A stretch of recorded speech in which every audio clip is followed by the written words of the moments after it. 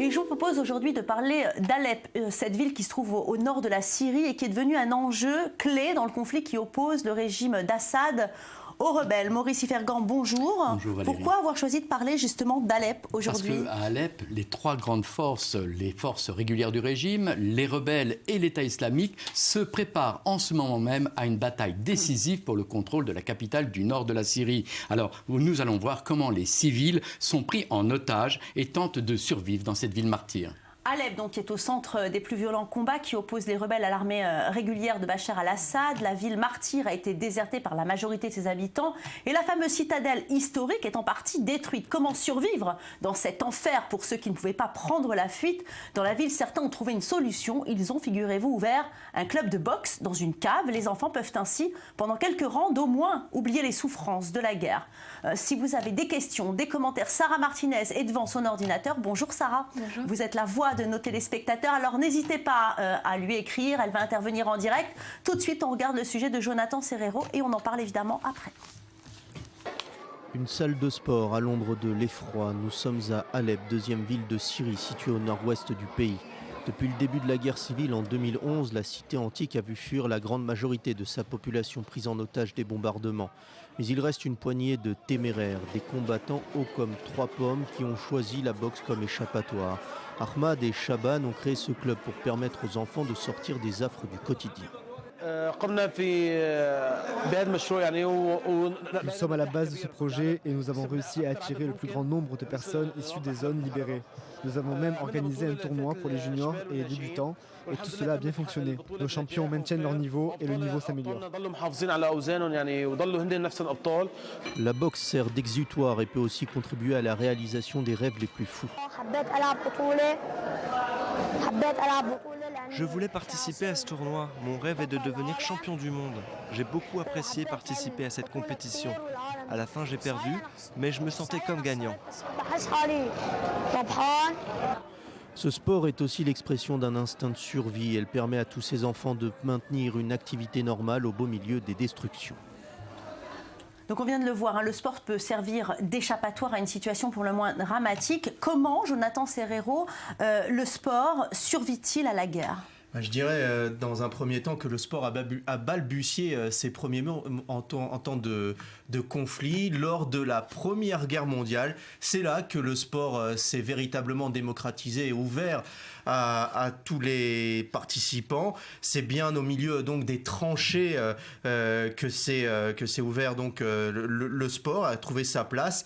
Le sport servait au départ à remonter le moral des troupes et à entretenir physiquement les soldats, des soldats issus pour la plupart de campagne. Ainsi, avec la présence des troupes étrangères en Europe, on a découvert le football, le volleyball et aussi le basket, mais aussi le rugby. On voit sur cette vidéo le deuxième match entre la France et la Nouvelle-Zélande. C'était en 1915.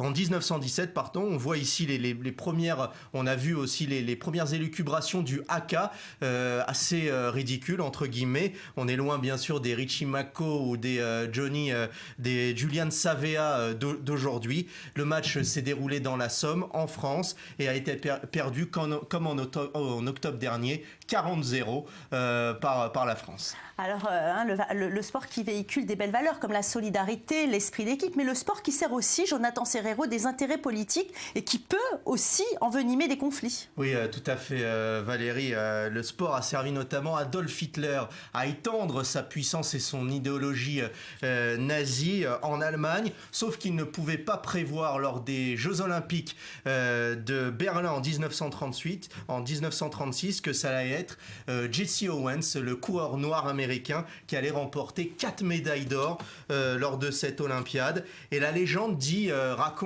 que Jesse Owens a été snobé par Adolf Hitler et pour ne pas rehausser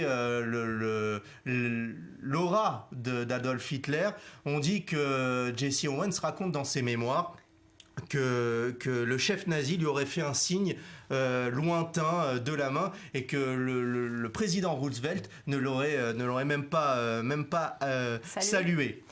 Oui. Plus proche de nous, maintenant, à Moscou, en 1980, lors des Jeux Olympiques de Moscou, on a l'exemple des athlètes américains qui ont boycotté cette Olympiade et pour protester justement contre l'invasion soviétique en Afghanistan. Et encore plus proche de nous, en Égypte, le 1er février 2012, à Port Saïd, en Égypte, donc, 74 personnes périssent en marge du match entre Al-Masri, le club de la junte militaire alors au pouvoir, et Al-Ali, connu pour ses accointances avec les frères musulmans. L'Égypte était alors traversée par des révolutions et était 1 an après la chute de Hosni Moubarak.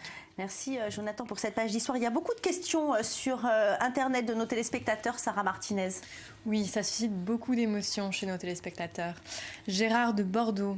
Quels enfants merveilleux, quel courage, mais aussi quel gâchis. On a privé cette génération de son enfance, des innocents. Comment leurs parents peuvent-ils accepter de les laisser dans cette situation ? Alors, vous parlez évidemment du reportage sur la boxe qu'on vient de voir. Comment peut-on accepter cette situation, Maurice Fergan ? Valérie, c'est très difficile de juger ses parents parce que nous ne sommes pas dans leur situation, mais on peut imaginer qu'il y aurait la solution de l'évacuation, c'est-à-dire que les parents décident de mettre leurs enfants en dehors du conflit. Il y a des solutions qui existent. Il y a énormément, je crois qu'un quart de la population d'Alep est réfugiée dans la ville voisine de Latakié.